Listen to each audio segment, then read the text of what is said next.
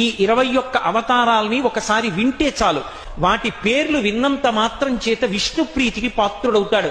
వేరొక్కసారి జాగ్రత్తగా వినండి. మొట్టమొదట ఆదినారాయణుడు, సనకసనందనాదులు. దాని తర్వాత వచ్చినటువంటిది యజ్ఞవరాహావతారం. యజ్ఞవరాహావతారం తర్వాత నారదుడు. నారదుడి తర్వాత నరనారాయణుడు. నరనారాయణుల తర్వాత వచ్చినటువంటిది కపిలావతారం.